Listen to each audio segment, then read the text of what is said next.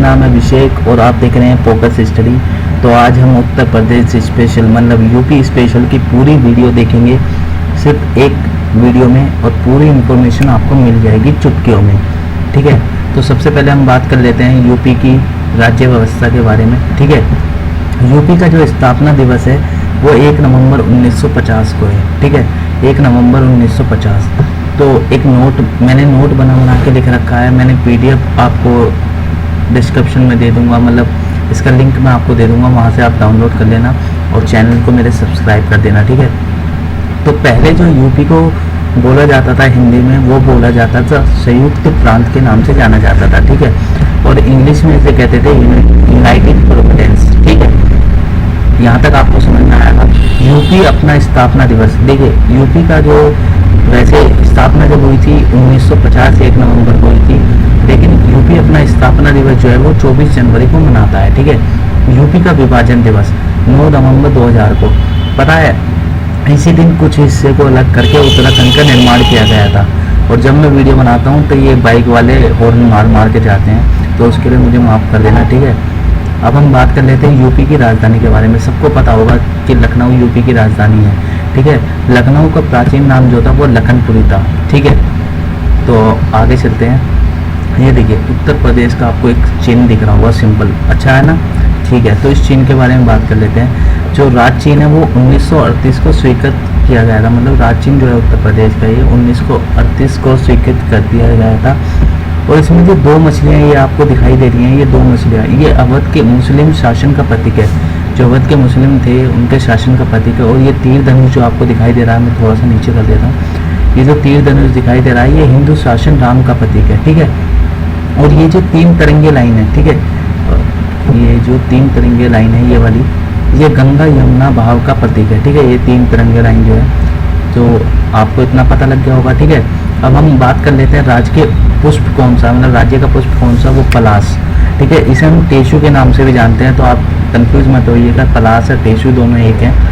राज्य के वृक्ष जो है वो अशोक का पेड़ है। राज्य के पक्षी जो है वो सारस या क्रौंच भी इसे कह देते हैं। ठीक है, राज्य के पशु जो है वो बारहसिंगा है। राज्य की भाषा जो है वो हिंदी है, लेकिन 1989 से उर्दू द्वितीय राजभाषा के तौर पर मतलब घोषित कर दी गई थी। ठीक है, अब हम थोड़ी सी लोकसभा की सीट के बारे में बात कर लेते हैं। लोकसभा सदस्य जो हैं इसमें 80 हैं, राज्यसभा सदस्य जो हैं वो 31 हैं, विधानसभा जो है 404 है। आप 403+1 याद रखना। ठीक है, विधान परिषद कितने होते हैं, 100 होते हैं। मंडल कितने होते हैं, 18 होते हैं। और यूपी में जिले कितने हैं, वो 75 हैं। ठीक है, राष्ट्रीय राजधानी क्षेत्र में शामिल जिले 7 हैं। ठीक है, राजधानी क्षेत्र में शामिल जिले जो हैं राष्ट्रीय राजधानी क्षेत्र से जो लगे हुए हैं वो 7 हैं। ठीक है, 3 स्तरीय यहाँ पर प्रणाली अपनाई जाती है, आपने पढ़ा ही होगा संविधान में थोड़ा सा, ग्राम पंचायत, क्षेत्र पंचायत और जिला पंचायत। ठीक है, सीमावर्ती देश जो है वो नेपाल है। सीमावर्ती प्रदेश जो है वो दिल्ली एवं 8 राज्य हैं। ठीक है,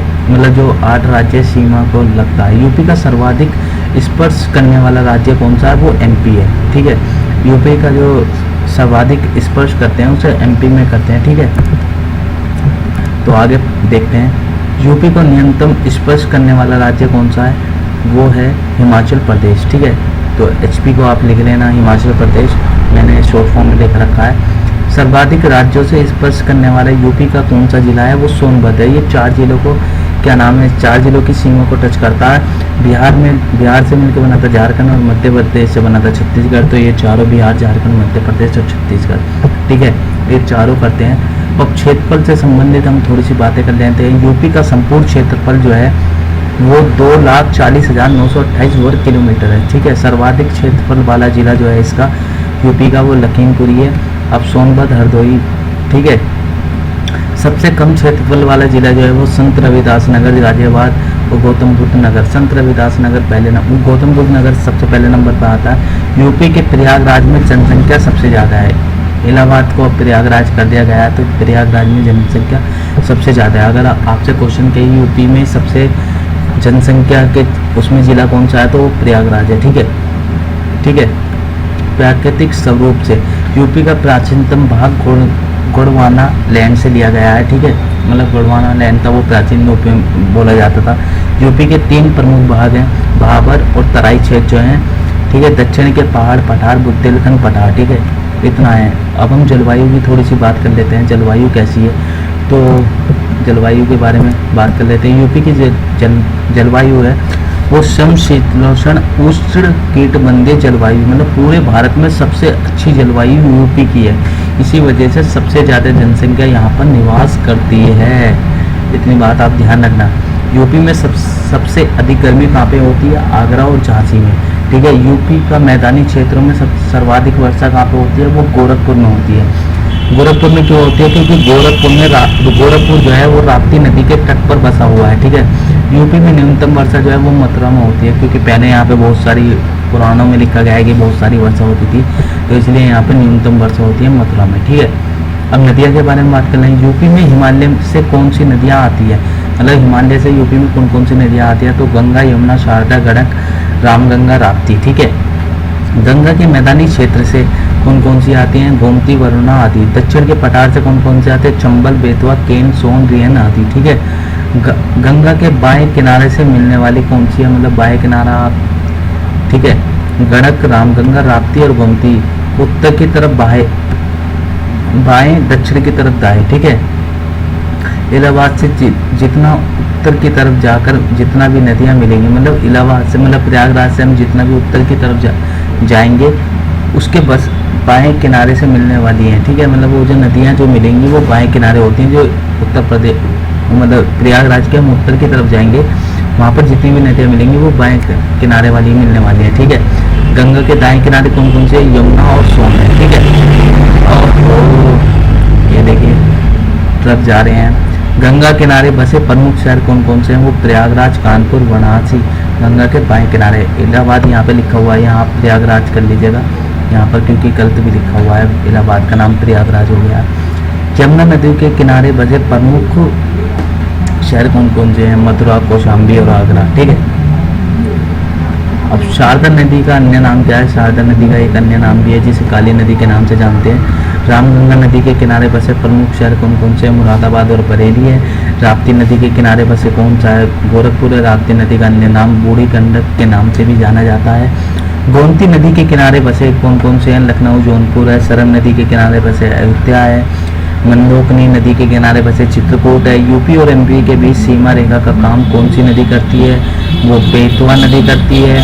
केन नदी का अन्य नाम क्या है? कामती है। केन एमपी, बेतवा यूपी पर समझौता 25 अगस्त को हुआ था। ये एमपी और यूपी का समझौता हुआ था एक केन नदी और बेतवा पर, तो 25 अगस्त को हुआ था, याद रखने वाली बात है।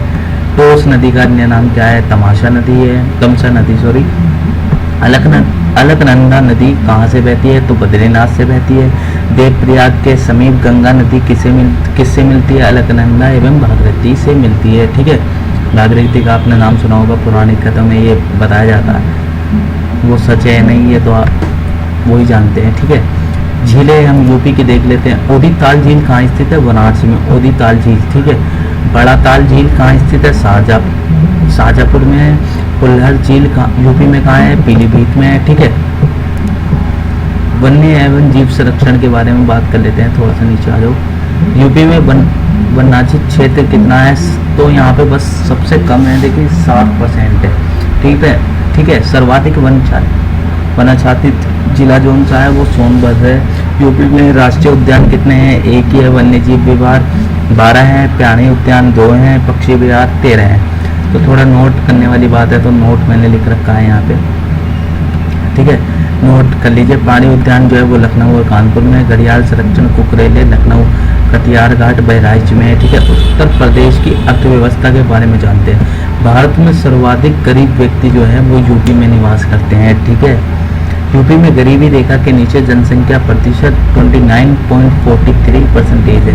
29.43 ये परसेंटेज है। यूपी का देश के में योगदान कितना, मतलब यूपी में देश में कितना योगदान है? तो 9.4 परसेंटेज है। यूपी में सर्वाधिक प्रति व्यक्ति आय कहाँ पर है? तो गौतम बुद्ध नगर में है, ठीक है। गरीबी रेखा से नीचे सबसे कम लोग कहाँ पे रहते हैं? बागपत में रहते हैं, सब गरीबी रेखा से नीचे। यूपी की आय का सबसे बड़ा भाग कहाँ पर है? तो व्यापार कर में है। यूपी में सर्वाधिक व्यापार कर संग्रह, ये क्या लिखा है? जोन, अच्छा, संग्रह जोन कहाँ पे है? तो लखनऊ में है। वैट जो है 1 जून 2008 में लागू किया गया था, लेकिन वर्तमान में वैट का कोई इम्पोर्टेंस नहीं है, ठीक है, तो इसे छोड़ ही दीजिए, वही सही है। अब खनिज पदार्थ की थोड़ी सी बात कर लेते हैं। यूपी में खनिज के संदर्भ में सर्वाधिक संपन्न जिला कौन सा है? वो मिर्जापुर है, ठीक है। मिर्जापुर में भंडार जो है बलुआ पत्थर, एवरेस्ट पत्थर का आपने अगर संविधान पढ़ा हो तो जितने भी ये सुप्रीम कोर्ट है, हाई कोर्ट है, ये एवरेस्ट पत्थर से मिलकर बने हैं, ठीक है। इलाहाबाद में क्या है? खनिज पदार्थों में सिलिका बालू यानी कांच बालू जिसे हम कह देते हैं। ललितपुर में क्या है? यूरेनियम और तांबा। सोनभद्र में क्या है? चूना कोयला, ठीक है, चायला कले इसे कह देते हैं। अवैध खनिज कौन से? यूपी में कहीं नहीं पाया जाता। अवैध खनिज जो होता है वो यूपी में कहीं नहीं मिलता, ठीक है।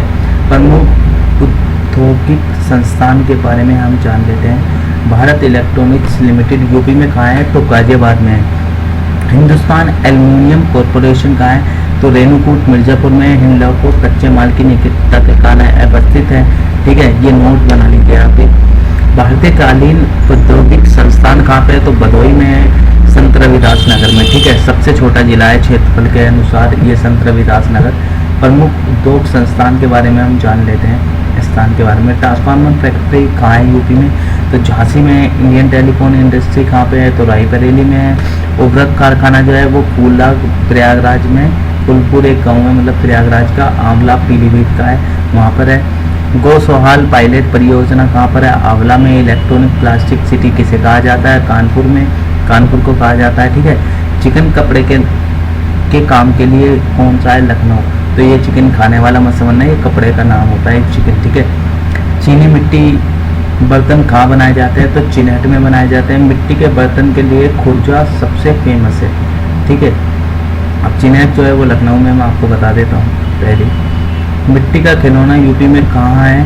तो आगरा में बनाया जाता है। खड़ाऊ कहू का मतलब खड़ाऊ के बारे में आपने सुना होगा, वो पीलीभीत में। कांच का सामान, पटरी उद्योग और चूड़ी जहाँ की फेमस है वो फिरोजाबाद की है। लकड़ी के खिलौने के लिए जो फेमस है वो वाराणसी है। टेराकोटा के लिए यूपी का गोरखपुर फेमस है। पॉलीफाइबर के लिए बाराबंकी और प्लाईवुड के लिए नजीमाबाद, ठीक है। रबड़ के लिए मोदीनगर सबसे फेमस है, ठीक है। थोड़ा ऊपर चले जाते हैं। ग्रेनाइट पट्टी स्लेट के लिए चुनार फेमस है। सीमेंट उद्योग के लिए चुप्र डाला मिर्जापुर में है जो वो फेमस है। खेल का सामान मतलब स्पोर्ट्स का जो सामान सबसे ज़्यादा जो फेमस है वो मेरठ और आगरा का है। कांसारी मंडी जो है वो मुजफ्फरनगर में है। गुलाब जल के लिए जो है गाजीपुर फेमस है। फर्नीचर बैंड DSLI के लिए बरेली। कागज़ का निर्माण गन्ना खोई में जो होता है वो मेरठ में है। जरी कागज़ के लिए सहारनपुर में है और कागज़ के लिए मेरठ में भी है। पहले मैंने आपको बता दिया, जरी कागज़ के लिए सहारनपुर में है। चूड़ी उद्योग के लिए फिरोजाबाद में है, ये भी आपको मैंने बता दिया था। छपाई फर्मा उद्योग के लिए फर्रुखाबाद में है, ठीक है। यहाँ तक आपको समझ में आ गया होगा, ठीक है। दोस्तों अगर वीडियो अच्छी लग रही हो तो लाइक ज़रूर कर देना, क्योंकि लाइक से क्या होगा, हमारी हिम्मत बनी रहेगी, तो हम अपने साथ साथ आपकी भी तैयारी करा सकेंगे। ये मैं ढूंढ के लाता हूँ और लिख के आपको देता हूँ, तो उसके लिए आप सब्सक्राइब भी कर दीजिएगा। यूपी में प्रथम चीनी मिल लगी थी देवरिया प्रतापपुर में। 1903 और 4 के दौरान यूपी में सबसे प्रथम चीनी मिल लगी थी देवरिया में, ठीक है, प्रतापपुर में है ये। परिवहन की थोड़ी सी नॉलेज ले लेते हैं, थोड़ा सा नीचे आ जाओ बस यहाँ पे। उत्तर मध्य रेलवे का मुख्यालय कहाँ पर है? उत्तर मध्य जो रेलवे का मुख्यालय है वो प्रयागराज में है। राज्य जलमार्ग नंबर 1 गंगा नदी में इलाहाबाद से लेकर हल्दिया पश्चिम बंगाल तक, ठीक है। नागरिक उड्डयन परीक्षण केंद्र कहाँ पर है? तो प्रयागराज में है, ठीक है। इंदिरा गांधी राष्ट्रीय उड़ान अकादमी कहाँ पे है? फुरसतगंज में। शिक्षा एवं राष्ट्रीय शोध संस्थान के बारे में जान लेते हैं। राजीव गांधी पेट्रोलियम प्रौद्योगिकी संस्थान यूपी में कहाँ है? तो जाया से है, तो उसमें है। पशु चिकित्सा अनुसंधान इज्जत नगर बरेली में है। भारतीय पशु चिकित्सा संस्थान बरेली में है। भारतीय साग सब्जी संस्थान वाराणसी में है। नॉलेज पार्क ग्रेटर नोएडा में है, ठीक है। ग्रेटर नोएडा याद रखिएगा, इंपॉर्टेंट क्वेश्चन है। शास्त्रीय नृत्य मतलब नृत्य के बारे में थोड़ी सी बात कर लेते हैं। कथक शैली का जन्म कहाँ पे हुआ? यूपी में हुआ। सर्वप्रथम केंद्र कथक का कहाँ पे बनाया जाता है? यूपी में, तो लखनऊ में बनाया जाता है। कथक का प्रमुख बुनियाद कौन है? ठाकुर प्रसाद बिंद्रादीन है, ठीक है। कथक के ठुमरी का समावेश विद्याबेन में ही किया था। ये नोट है, एक नोट आप पढ़ लेकर के भी नोट में थोड़ा सा मैं एक्स्ट्रा चीज डाल देता हूँ, ठीक है, ताकि आपको ज़्यादा समझ में आए। कथक में चर्चित व्यक्ति कौन कौन से हैं? वो सितारा देवी थी, बनारस के रहने वाले, घराने के, एक लहू महाराज थे, ठीक है, एक बिरजू महाराज थे। अब नृत्य भी देख लेते हैं हम। तो यूपी में सर्वाधिक प्रचलित लोक नृत्य कौन सा है? वो नौटंकी है, जो हाथरस वाले क्षेत्र में ज़्यादा होती है, ठीक है। बिरहा, बिरहा भी एक नृत्य है जो पूर्वांचल भोजपुरी का प्रसिद्ध लोक गायन परंपरा अधिकांश वीर रस के गीत में है, ठीक है। एक है अलाहा बुदलखेंड, मुझसे स्पेलिंग मिस्टेक हो रही है, सॉरी। बुदेलखंड क्षेत्र में महुआ में वीर रस से है, ठीक है। दुरिया कार्तिक राहुला जो है बुदेलखंड में है, और चरुकला जो है वो ब्रज क्षेत्र में। रस्य नृत्य कहाँ फेमस है? वो ब्राजी बरसाना में, लखीमपुर होली, मतलब लठमार होली वहाँ पे खेली जाती है, आपने देखा होगा, ठीक है। कर्मा नृत्य जो है वो सोनभद्र में है। मूलहार नृत्य जो है वो पूर्वी लोकगीत है। दोवर जो है वो काहर जाति का पूर्वांचल का है। देवा जो है बाराबंकी का है। नटवरी पूर्वांचल, कजरी अवधी मिर्जापुर बनारस का है। संगीत के बारे में आप जान लीजिए। अमीर खुशको, सितारा का आविष्कार किस, ठीक है, थोड़ा सा ऊपर चला जाइए, ठीक है। सितारा का आविष्कार ख्याल गायकी का विकास जनमेटा में हुआ था। स्वामी हरिदास ध्रुपद दमाद राग का प्रवर्तन है। हाजी सुल्तान जो थे तानसेन के दामाद थे। ख्याल गायकी के आगरा करने की स्थापना इन्होंने की थी, ठीक है। हुसैन शाह शर्की सुल्तान बड़ा ख्याल का आविष्कार किया था इन्होंने, ठीक है। थोड़ा सा नीचे, अब हम दूसरे उस पर पहुँच चुके हैं। मंदिर के बारे में बात कर लेते हैं, ये सबसे मुझे अच्छा लगता है, ठीक है, क्योंकि मंदिर में मुझे बहुत अच्छी फीलिंग आती है। तो विश्वनाथ मंदिर कहाँ पे है? वो वाराणसी में है। एक याद रखना, एक विश्वनाथ मंदिर जो है वो वहाँ पे भी है, गुजरात में सोनभद्र वाला जो मंदिर है वो विश्वनाथ, काशी विश्वनाथ का एक मंदिर है वाराणसी में, लेकिन विश्वनाथ मंदिर जो है वो वाराणसी में है। वृंदावन मंदिर जो है वो मथुरा में है। विंध्यवासन मंदिर जो है वो विंध्याचल मिर्जापुर में है। बाबा सोमनाथ मंदिर देवरिया में है, लेकिन सोमनाथ मंदिर एक देखिए गुजरात में भी है, लेकिन ये बाबा सोमनाथ मंदिर है, ठीक है, तो आप कंफ्यूज मत होइएगा।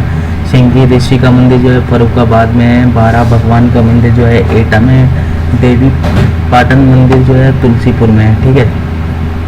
प्रमुख पर्यटन स्थल, मतलब घूमने के स्थल जो है यूपी में कहाँ कहाँ हैं? तो विश्व धरोहर में शामिल राज्य के 3 स्मारक हैं: फतेहपुर सीकरी, आगरा किला व ताजमहल, ठीक है। मुगल काल में मुस्लिम शिक्षा का प्रमुख केंद्र लखनऊ, ठीक है। ये नोट है, थोड़े से नोट में बना देता हूँ ताकि आपको याद रहे। 1504 में आगरा की स्थापना सिकंदर लोदी ने की थी, ठीक है। आगरा में आपको पता ही है क्या है हमारा, ठीक है।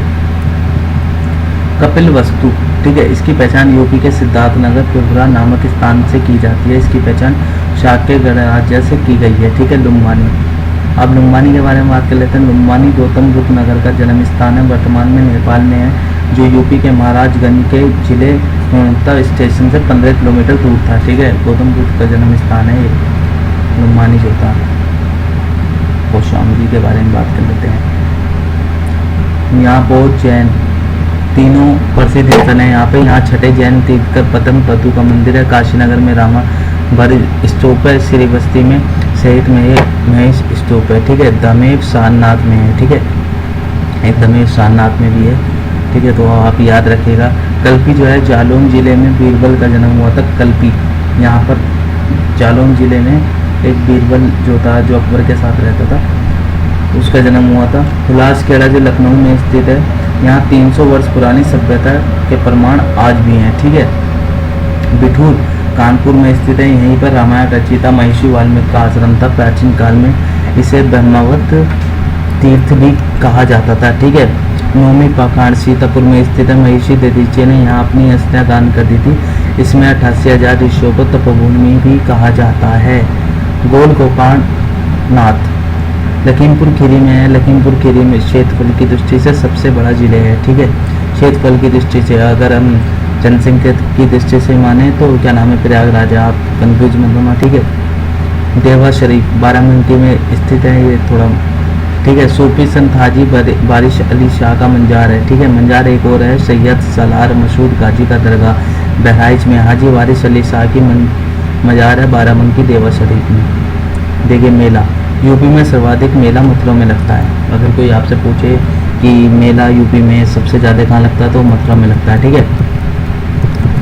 अब मेले के बारे में बात कर लेते हैं। जब मेला आ गया है तो तिरुपति मेला जो है वो वाराणसी में लगता है, हरिदास जयंती वृंदावन में लगता है, और गोविंद साहब मेला अम्बेडकर नगर में लगता है, और महावीर जी मेला लखनऊ में लगता है, परिक्रमा मेला अयोध्या में लगता है, सावन झूला मेला अयोध्या में लगता है, मार्च मेला प्रयागराज में लगता है, देवी पाटन मेला गोंडा में लगता है, नौचंडी मेला मेरठ में लगता है, मार्गशीर्ष मेला एटा में लगता है, शाकुंभरी देवी मेला सहारनपुर में लगता है, देवा शरीफ मेला बाराबंकी में लगता है, रामायण मेला चित्रकूट में लगता है, मकनपुर मेला फर्रुखाबाद में लगता है, ठीक है। ये आपने पढ़ लिया, ठीक है। अब हम नगर के बारे में थोड़ी सी बात कर लेते हैं, ठीक है।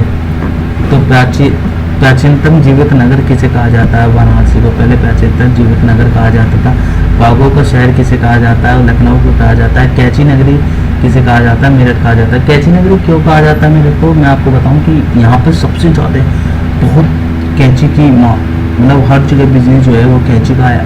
आप अगर कभी मेरठ जाओ तो कैंची का स्थान पूछोगे तो आप देख लेना कि वहाँ पर इतनी कैंची बनती है कि आपके कानों में दर्द होने लगेगा, इतनी आवाज़ वहाँ पर होती है। तो इसलिए कैंची नगरी भी मेरठ को कहा जाता है, ठीक है।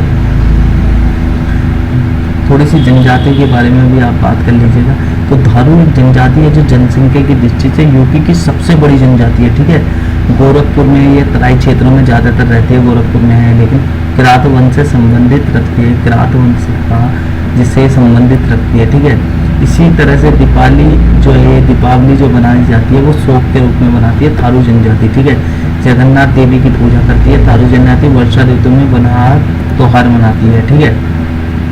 एक बनगावत वो है, क्या कहते हैं, जाति जो है जनजाति जनसंख्या की दृष्टि से सबसे छोटी जनजाति है यूपी की बनावट, ठीक है। मुक्सा जाति बिजनौर में काशीपुर की चामुंडा देवी की पूजा पीपल वृक्ष की पूजा करती है। खरवार मिर्जापुर क्षेत्र में कर्म नृत्य होता है, ठीक है। पहाड़ियाँ भी एक जनजाति है जो सोनभद्र क्षेत्र में रहती है। माहीगिरी भी एक महारा बिजनौर महाभारत में उल्लेख इस्लाम तो मुनिया जो है, ठीक है।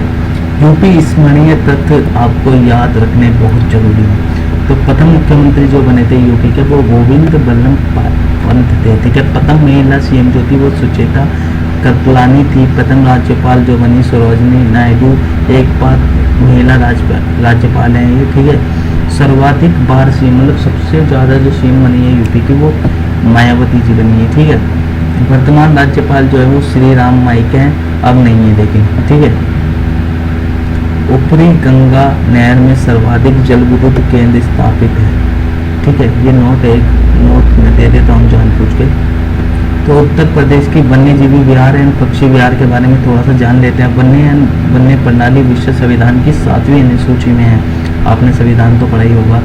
संवर्धित सूची में 42वां संविधान संशोधन 1976 को जो हुआ था। तो एशिया का पहला राष्ट्रीय उद्यान हेली राष्ट्रीय उद्यान जिम कॉर्बेट नेशनल पार्क 1936 में बना, ठीक है। प्रदेश का एकमात्र राष्ट्रीय उद्यान जो है दुधवा राष्ट्रीय उद्यान लखीमपुर खीरी एंड पीलीभीत जिले में फैला हुआ है, ठीक है। वन्यजीव संरक्षण संगठन कब बनाया? यूपी में 1956 में। चंद्रप्रभा वन्यजीव विहार जो है 1957 में चंद्रौली में बनाया। चिकारा, सांबर, तेंदुआ इन सब के लिए माना जाता है, ठीक है।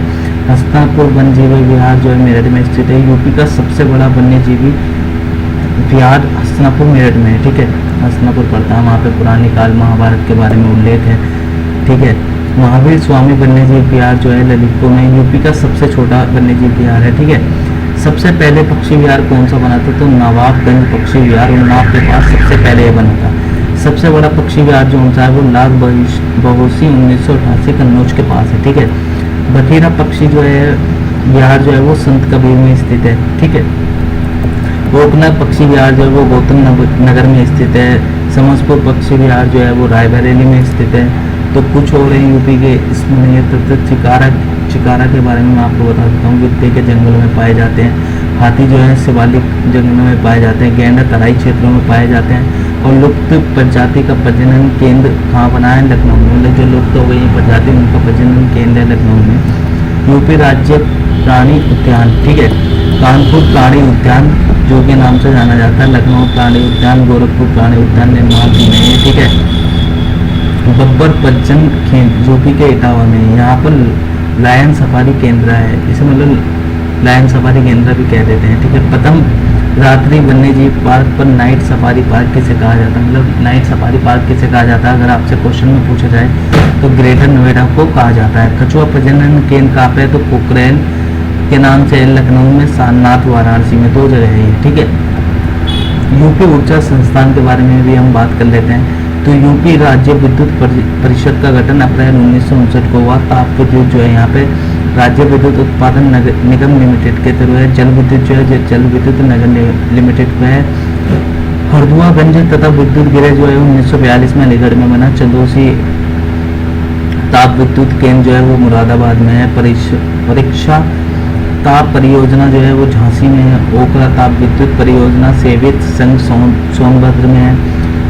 और अनपरा ताप विद्युत केंद्र जो है वो सोनभद्र में, ठीक है। नरोरा बुलंदशहर, ये नरोरा बुलंदशहर, अच्छा नरोरा एक उत्पादन है जो बुलंदशहर में है। तो 220 मेगावाट 1 जनवरी 1991 को ये किया गया और 220 मेगावाट 30 जनवरी 1992 को इनको मतलब इतना उत्पन्न किया गया था इसमें, ठीक है। जल विद्युत परियोजना रियंग बांध जल विद्युत परियोजना, माता टीला जल विद्युत परियोजना झांसी, ये अभी जल विद्युत परियोजना चल रही है। रियंग बांध जल विद्युत परियोजना सोनभद्र पर चली है, पिपली जिले के रियन नदी पर, ठीक है। 50 मेगावाट की 6 इकाइयाँ हैं यहाँ पर। और पूर्वी यूपी में 20 जिलों पर विद्युत है। गोविंद वल्लभ पंत सागर झील इसे कहा जाता है, मतलब सागर झील पर। तो दोस्तों यूपी स्पेशल में आपको जितनी भी बात पढ़ाई है मैंने, ये शायद आपके लिए बहुत ही अच्छी होगी और बहुत ही महत्वपूर्ण होगी। इनमें से कुछ क्वेश्चन तो आ ही जाएंगे, ऐसी बात नहीं है। तो मैं आपसे सिर्फ इतना कहना चाहूँगा दोस्तों कि आपको करना क्या है, आपको करना इतना है कि